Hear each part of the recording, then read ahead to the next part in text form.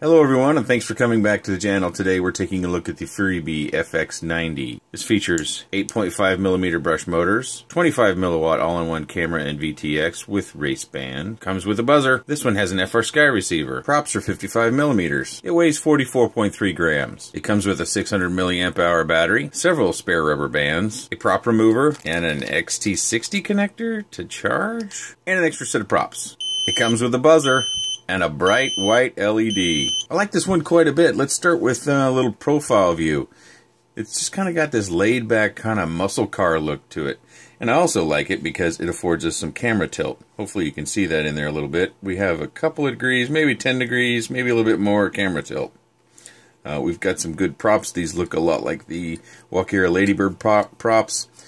It's got some nice feet that include the mount for our motors, so our motors will stay in there. They won't move much. You won't have to adjust them, and that's really good that we won't have to adjust them much, because look at the distance between that camera and those props. There's not too many mils in there. Matter of fact, if I can get just the right angle, I can't hardly see it myself.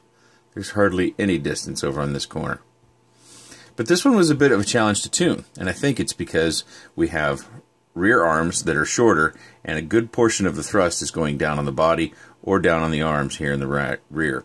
So our yaw authority is a little bit lacking, in my opinion. I spent quite a bit of time tuning this and flying it, and my experience in the beginning wasn't very good because this yaw authority, I tend to want to fly around stuff, and when you're not flying really far nose down, you are using yaw to come around stuff. And every once in a while I'd find, and I still find this, it's just to a lesser degree now with the tune that I've got on it, and I'll show you the PIDs here in a little bit.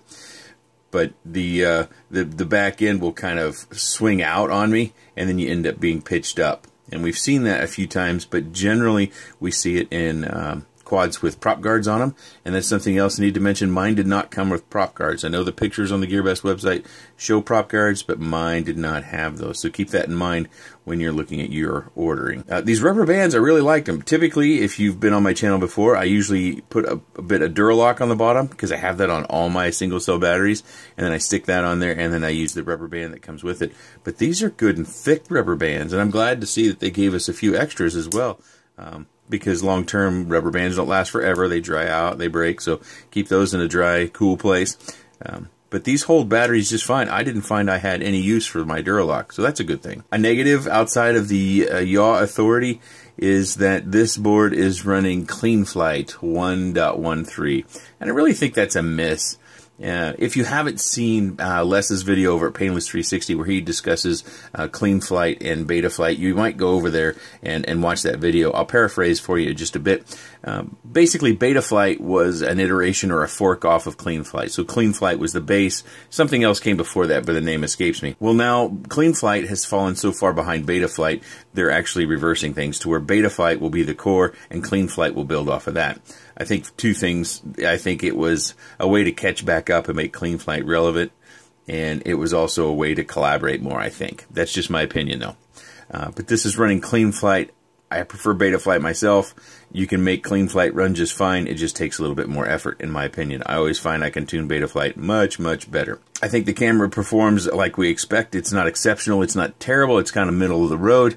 I thought the reception on it was pretty good. And you'll notice that I have my traditional antenna protector. If you are new to the channel again, I do this quite a bit. And all I've got here is I took an 8-inch zip tie. I ran it all the way through the loop connector, pulled it tight, chopped the end off here, then I chopped it off the bottom, added some glue to the bottom, and then stuck it down with some super glue and waited 30 seconds or whatever it is. And bam, now when she lands upside down, that zip tie will absorb at least some of the impact and possibly deflect the copter over. That also goes to protect our motors, because with these props, they're not drilled through. Well, they are drilled through, but we have a tendency, because we have to keep them up, again, because of our clearance, that if we take a strike directly top to the motor stem, we could end up damaging it. See that little gap down there? That could be the death of our motor if we happen to have a really bad crash and it came directly down on the top, which can happen. The antennas help to protect it in some regards, but this also helps. And this weighs, I weighed one of these at one point in time, depends on your length, like 0.4 grams. So not much of a weight issue. I don't have much else to say about the copter. If you have any comments or questions, please leave those in the section down below, and I'll do my best to answer them. We've got another flight video to view. Watch for that flight video and take a good close look at what you see. I think these brushed vehicles are good places to start inexpensively to get into FPV. I know a lot of people are starting to chant that why go brushed, go brushless, but I still think there's a place in the market for these. I pretty much got my FPV start on these myself, and you can fly these in small spaces. They're also less dangerous. They cost less, repairs cost less, but you do have a different performance.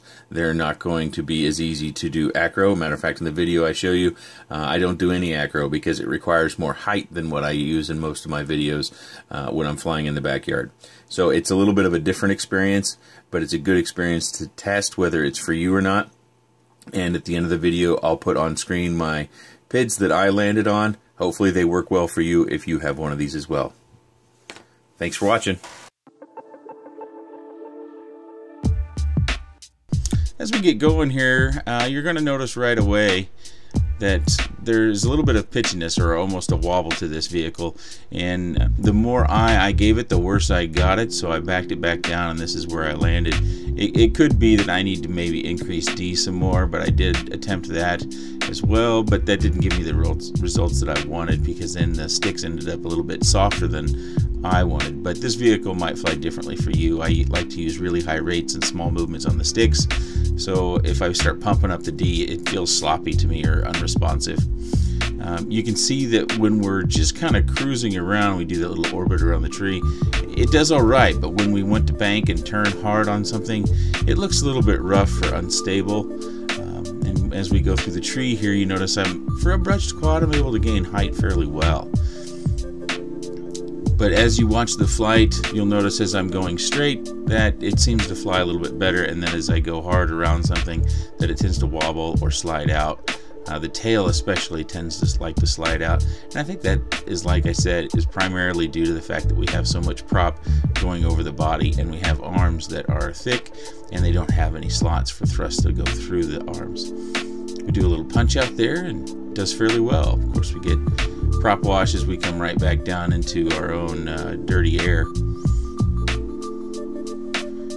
But again, this quad is a good price to entry if you're looking to get into FPV. If you have a small space and a small budget, this is going to work just fine for you. Of course, if you're not interested in something that flies like this, I would say you probably want to start out looking at the many options that we have for 2S brushless quads that are out there. And I've built a number of indoor quads, and I've got another one that's pretty much strictly outdoor coming to the channel as well. I'm going to bring up the music.